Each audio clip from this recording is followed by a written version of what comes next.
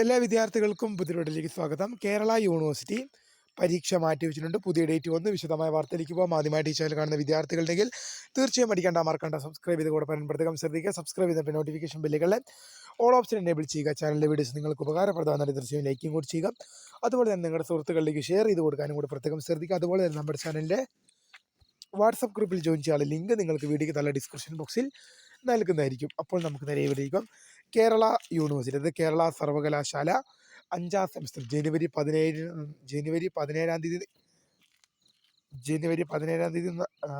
നടത്താൻ നിശ്ചയിച്ചിരുന്ന ചില പരീക്ഷകൾ ജനുവരി 24 പോസ്റ്റ് പോയിന്റ് ചെയ്തിട്ടുണ്ടെന്നുള്ള വാർത്തയാണ് ഇപ്പോൾ പുറത്തു വരുന്നത്. ചില പരീക്ഷകൾ ജനുവരി 17 നടത്താനിരുന്ന പരീക്ഷകൾ ജനുവരി 24 മാറ്റിവെച്ചുകൊണ്ട് സർവകലാശാല ഇപ്പോൾ സർവകലാശാലയുടെ പരീക്ഷാ കൺട്രോളറുടെ കാര്യാലയത്തിൽ നിന്നും ഇപ്പോൾ ഉത്തരവ് വന്നിട്ടുണ്ട്. കൺട്രോളർ ഓഫ് എക്സാമിനേഷൻ്റെ ഓർഡർ ഇപ്പോൾ വന്നിട്ടുണ്ട്. ജനുവരി 17 നടത്താനിരുന്ന 5ാം സെമസ്റ്റർ ബിരുദ പരീക്ഷകൾ എന്ത് ചെയ്തിട്ടുണ്ട്?